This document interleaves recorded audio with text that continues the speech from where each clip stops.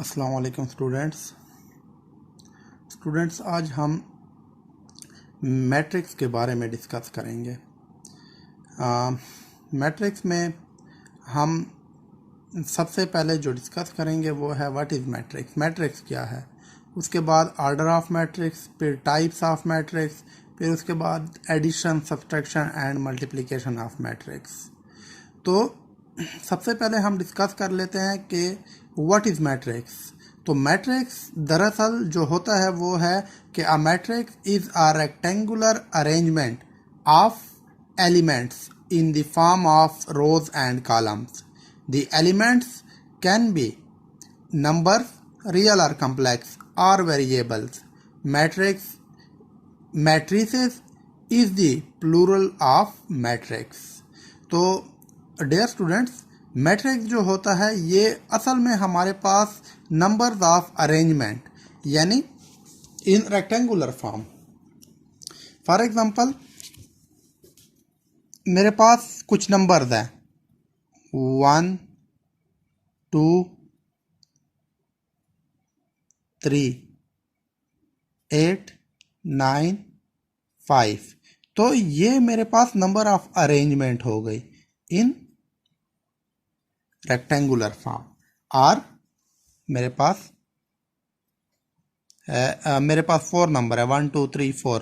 तो उनको मैं अरेंज करता हूँ 1 2 3 4। इस तरह भी अरेंज कर सकता हूँ, इस तरह भी अरेंज कर सकता हूँ 1 2 3 4। ये भी मेरे पास रेक्टेंगुलर फॉर्म है।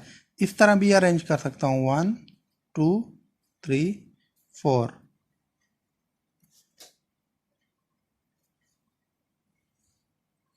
तो ये असल में मेरे पास नंबर ऑफ अरेंजमेंट होता है, यानी मुख्तलिफ फॉर्म में हम नंबर को अरेंज कर सकते हैं रेक्टेंगुलर फॉर्म में। अब ये तो हो गया कि व्हाट इज मैट्रिक्स। तो अब ऑर्डर ऑफ मैट्रिक्स क्या होता है। तो हर मैट्रिक्स में हमारे पास रोज भी होते हैं, कॉलम भी होते हैं, क्योंकि डेफिनेशन में अगर हम देखें तो उसमें भी है कि a matrix is a rectangular arrangement of elements in the form of rose and column. तो ये जो हमारे पास हॉरिजॉन्टल होते हैं इनको हम कहते हैं रो, और जो वर्टिकल होते हैं ये होते हैं कॉलम। ये हमारे पास रोज और ये कॉलम। तो अगर हम इसमें देखें तो ऑर्डर जो होता है वो होता है हमारे पास नंबर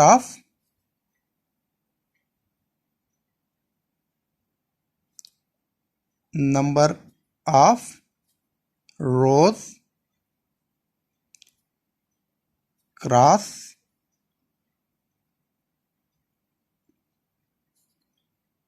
नंबर ऑफ कॉलम।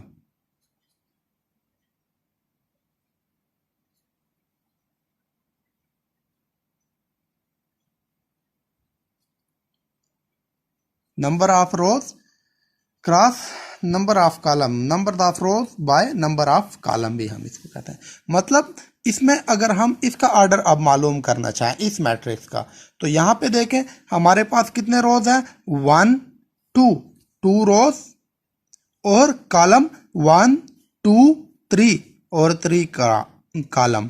तो ये मैट्रिक्स है हमारे पास 2/3। इस मैट्रिक्स को अगर हम देखें तो इसमें हमारे पास नंबर ऑफ रोज 2 और नंबर ऑफ कॉलम्स 3 है। तो ये मैट्रिक्स है हमारे पास 2 है। तो ये मैट्रिक्स है हमारे पास 2/2। इस तरह इस मैट्रिक्स में हमारे पास नंबर ऑफ रोज 1 है और नंबर ऑफ कॉलम 4 है।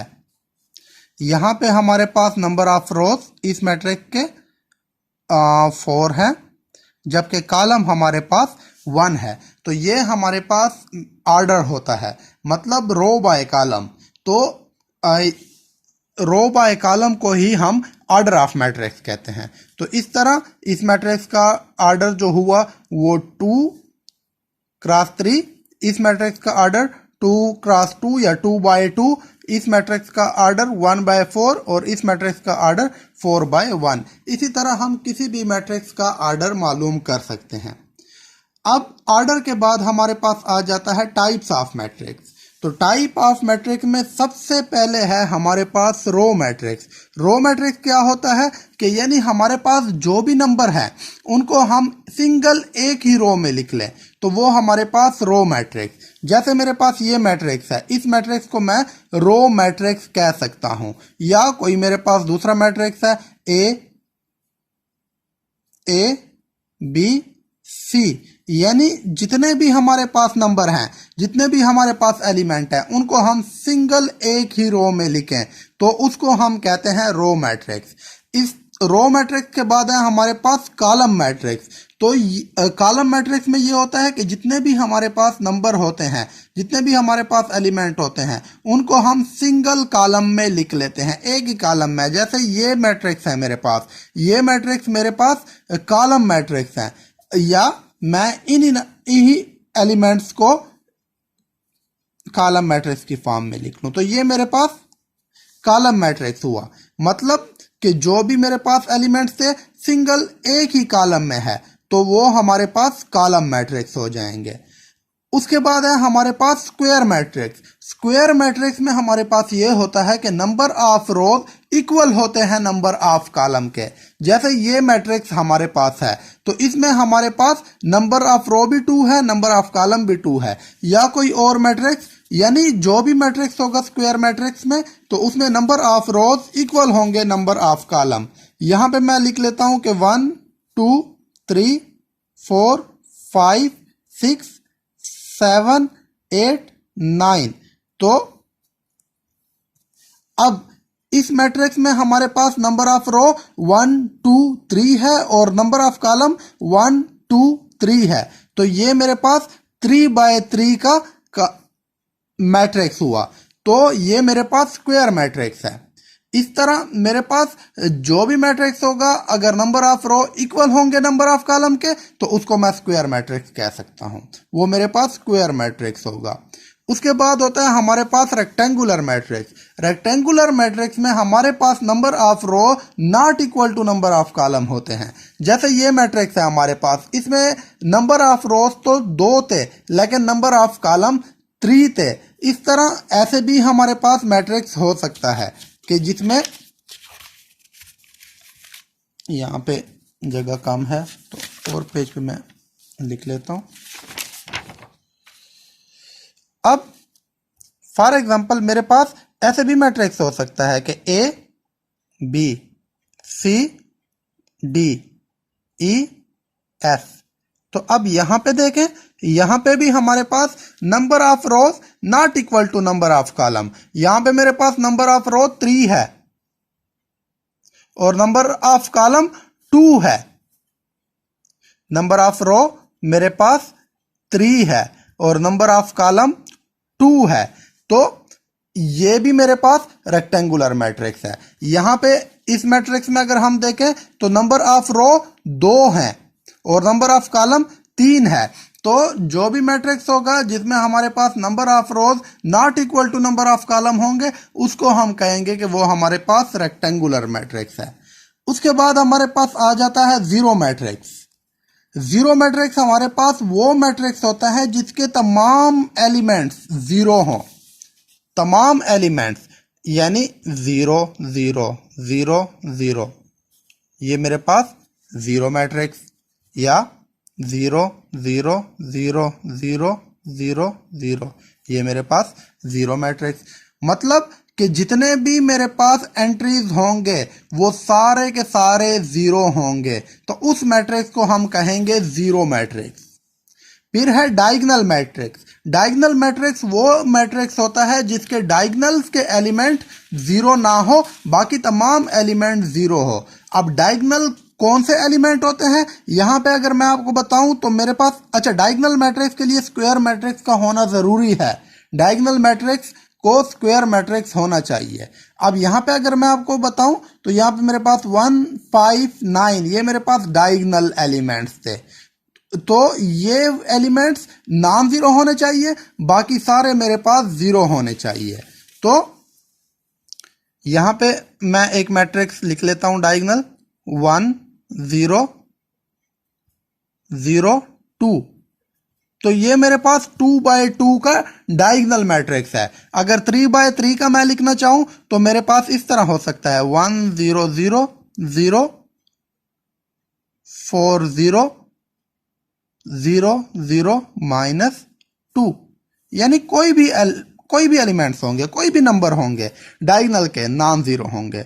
बाकी तमाम जो मेरे पास नंबर होंगे वो जीरो होंगे।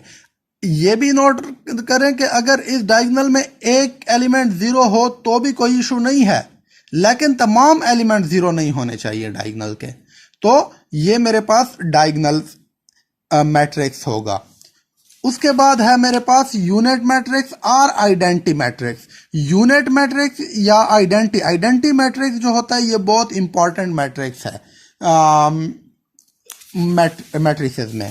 तो आइडेंटिटी मैट्रिक्स क्या होता है? आइडेंटिटी मैट्रिक्स में हमारे पास जो डायगोनल के एलिमेंट होते हैं वो 1 होते हैं, यानी ये डायगोनल मैट्रिक्स ही होता है, लेकिन ये एक स्पेशल किस्म का डायगोनल मैट्रिक्स है जिसमें डायगोनल के तमाम एलिमेंट्स 1 के इक्वल होते हैं। तो इसको हम, ये मेरे पास 2x2 का आइडेंटिटी मैट्रिक्स है। इस तरह 3x3 का आइडेंटिटी मैट्रिक्स मेरे पास ये इस तरह आएगा। मतलब डायगोनल में जितने भी एलिमेंट्स होंगे वो 1 के इक्वल होंगे, बाकी तमाम एलिमेंट जीरो होंगे। तो ये मेरे पास डायगोनल मैट्रिक्स आइडेंटिटी मैट्रिक्स आ जाएगा। फिर है हमारे पास transpose of matrix. Transpose of matrix में जस्ट हमने ये करना है कि ऑर्डर चेंज करना है, मतलब नंबर ऑफ रोज को कॉलम में कन्वर्ट करना है और कॉलम को रोज में कन्वर्ट करना है। फॉर एग्जाम्पल मेरे पास एक मैट्रिक्स है 1 2 3 4 5 6। ये मेरे पास मैट्रिक्स ए है। अब मैं इसका ट्रांसपोज फाइंड करना चाहूं तो मैं लिख लूंगा जस्ट इसके ऊपर टी, और ये मेरे पास हो जाएगा 1 4, मतलब जो मेरे पास कॉलम था वो रो, और यहां पे 2 5, फिर उसके बाद 3 6। सिर्फ क्या हुआ कि ये रो जो थी ये कॉलम में कन्वर्ट हो गई, ये रो कॉलम में कन्वर्ट हो गई। पहले इसका जो ऑर्डर था वो था 2/3। अब जो ट्रांसपोज का ऑर्डर हो गया है वो हो गया है 3/2, मतलब ऑर्डर चेंज हो गया है। तो ट्रांसपोज में जस्ट हमने रोज को कॉलम में और कॉलम को रोज में कन्वर्ट करना है। ये हमारे पास ट्रांसपोज ऑफ मैट्रिक्स होता है। फिर है हमारे पास equality of matrix. Equality of matrix, दो मैट्रिक्स कब आपस में इक्वल होंगे? तो इसमें हमारे पास ऐसे होता है कि जब कॉरस्पॉन्डिंग एलिमेंट्स, मैट्रिक्स के कॉरस्पॉन्डिंग एलिमेंट्स आपस में इक्वल हो जाएं। फॉर एग्जांपल मेरे पास एक मैट्रिक्स है ए, वो है 1 2 3 4। दूसरा मैट्रिक्स है मेरे पास बी, और वो है मेरे पास 1 2 3 4। तो अब ये देखें 1 और ये 1 ये आपस में इक्वल है। इस तरह ये 2 और ये 2 ये आपस में इक्वल है। 3 और 3 आपस में इक्वल है। 4 और 4 आपस में इक्वल है। अब ये a इक्वल b है। अगर यहां पे एक भी एलिमेंट, फॉर एग्जांपल यहां पे 4 है और यहां पे 14 आ जाए, एक भी एलिमेंट्स इक्वल ना हो, यहां पे a में 4 है, b में 14 है, तो अब a और b आपस में इक्वल नहीं है। यानी तमाम के तमाम एलिमेंट्स इक्वल होने चाहिए, तब हमारे पास मैट्रिक्स इक्वल होगा। तो इस तरह ये अगर मेरे पास 14 होगा तो a इक्वल होगा b के। अगर मेरे पास इस तरह आ जाए कि a इक्वल है या a1 इक्वल है 1 2 3 4 के, और b1 इक्वल है 1 3 2 4 के, तो अब यहां पे देखें 2 और 3 ये इक्वल नहीं है, 3 और 2 ये भी इक्वल नहीं है। तो ये मेरे पास इक्वल मैट्रिक्स नहीं है, A1 is not equal to B1। तो मेरे पास इक्वल मैट्रिक्स में ये शर्त है कि करस्पॉन्डिंग एलिमेंट सारे के सारे इक्वल होने चाहिए, तो ही हम मैट्रिक्स में इक्वल ए मैट्रिक्स को बी मैट्रिक्स के इक्वल कह सकते हैं। उसके बाद है हमारे पास addition of matrix. Addition of matrix में ये बात याद रखनी है कि हमारे पास मैट्रिक्स के ऑर्डर सेम होने चाहिए। मतलब अगर 2 क्रॉस 2 का एक मैट्रिक्स है तो दूसरा मैट्रिक्स भी 2 क्रॉस 2 का होना चाहिए। अगर 2 क्रॉस 3 का एक मैट्रिक्स है तो दूसरा मैट्रिक्स भी 2 क्रॉस 3 का होना चाहिए। ये हमारे पास शर्त है। फॉर एग्जाम्पल मेरे पास एक मैट्रिक्स है A 1 2 3 4 5 6 और दूसरा मैट्रिक्स है B। तो अब ये मेरे पास देखें 2 क्रॉस 3 का मैट्रिक्स है, 2/3 इसका ऑर्डर है, तो B को भी मेरे पास 2/3 का होना चाहिए। For example 2 4 6 3 5 9। तो अब देखें जस्ट ऑर्डर सेम होना चाहिए बस। तो अब मैं A प्लस B अगर फाइंड करना चाहूं तो इस तरह फाइंड कर सकता हूं कि 1 2 3 4 5 6 प्लस 2 4 6 3 5 9। तो करस्पॉन्डिंग एलिमेंट्स को आपस में ऐड करना है। मैट्रिक्स के करस्पॉन्डिंग यानी 1 और यहां पे 2 यानी फर्स्ट रो फर्स्ट कॉलम। तो इस मैट्रिक्स का अगर फर्स्ट रो फर्स्ट कॉलम हम ले रहे हैं तो इस मैट्रिक्स का भी फर्स्ट रो फर्स्ट कॉलम जो मेरे पास इस तरह होगा 1 प्लस 2।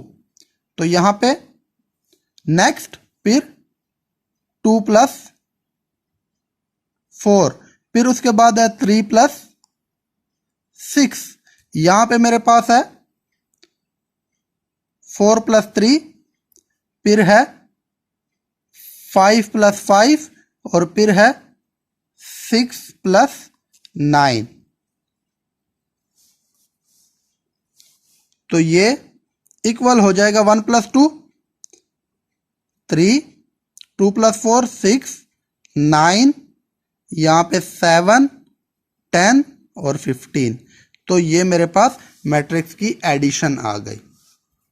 नेक्स्ट है मेरे पास मैट्रिक्स की सब्सट्रैक्शन।